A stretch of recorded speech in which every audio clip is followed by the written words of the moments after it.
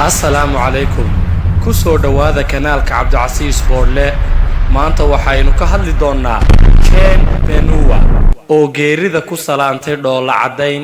Chen Pengua waxa ay ahayd geesiyad iska caabin leh oo la dagaalantay ciidamadii Japan kadib markii ay xoog ku galeen wadanka Shiinaha sanadkii 1937 sawir laga qaaday wax yar kadib markii lagu dilay baynaada qoriga ayaa noqday sawir caan ah oo astaan ahaan loogu adeegsado geesinimada istifaacidda ah. waxaa sawirkaas qaaday wariye u dhashay Japan oo la joogay waqtigii ugu dambeeyay nolosheeda kadib markii gacanta lagu dhigay iyadoo ku jirta dagaalka.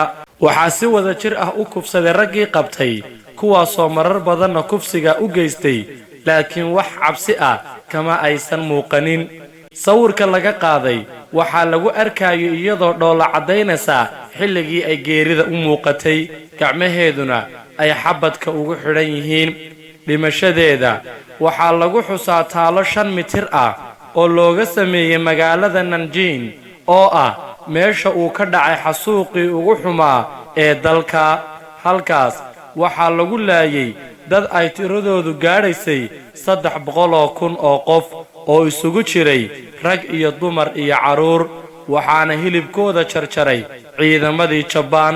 da'deedu waxay ahayd 24 sano markii ay geeriyootay sanadkii 1938 waana hal sano ka hor xilligii uu gaadhay dagaalkaas qaaradda Yurub, laakiin waxay ahayd hal sano kadib markii uu gaadhay Shiinaha. Chen Pengua waxay ahayd haweeney shakhsiyad aad u wanaagsan leh oo qurux badan, waxa ayna mudnayd in la ixtiraamo, mudnaan gooni ahna ka leh malaayiinta Shiinayska ah ee geeriyooday sida uu sanadkii 2013 taariikhyahanka Shiinaha u dhashay ee lagu magacaabo Master Fan Chinkaun uu u sheegay wargeyska People's Daily.